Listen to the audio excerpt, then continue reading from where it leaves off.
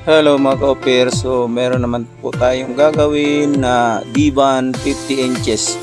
So ang trouble pala nito, namamatay daw sabi ng aking PUE na si Tio Sandy ng Pandi Bulacan. So nandito po kami ngayon sa Pandi Bulacan. O i-repair natin tong divan. So ang problema nito nung chinik ko, hindi siya namamatay siguro dahil sa pagka-stuck ng TV. So ngayon, ginawa ko, binuksan ko na lang.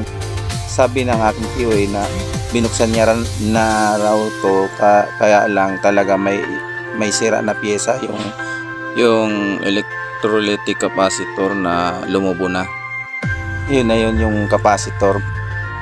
So kaya hindi na namin hinintay na mamatay pa yung TV, di binuksan ko na lang. So ito yung model niya, Divan 50 So ayan, ito kasama ko syempre ang aking riding in tandem Balalabs. So yan, so yan yung yan yung dalawang capacitor na Bluetooth. So yan lang naman ang papalitan natin para bumalik sa dati uli.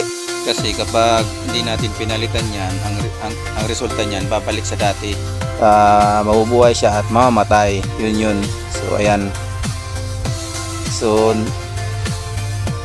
habang pinapalitan ko yan, so maraming salamat sa aking tiyoy na nakapunta kami ng Pandi Bulacan dahil sa i-repair namin na TV. So ayan, okay na siya, ready for testing na yan, pero okay na yan kasi kapag marami na akong nagawa na ganyan na kapag namamatay lang yung TV dahil lang doon sa dalawang capacitor. Yan. So ayan yung remote nya, smart TV pala yan. Yan. So kapag naghahanap kayo ng remote, yan na lang gayahin nyo. So ito pa pala yung Sakura na integrated amp ni Tio. Ang sabi niya, ang trouble pala yung may garalgal yung volume. So yan yan lang papalitan natin dyan, tapos lilinisan na lang natin para medyo okay naman tingnan. So yan lang po mga ka-opir ang aking ginawa dito sa Pandi Bulacan. So maraming salamat po. Hanggang dito na lang po ang aking video. Be blessed. Shalom.